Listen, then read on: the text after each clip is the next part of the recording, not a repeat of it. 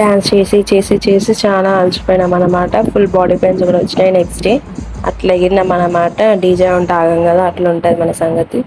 And college అయితే night time full lightings తోటి మెరుస్తుంది అనమాట. బాగుంది కదా, ఎలా ఉందో కామెంట్ చేయండి.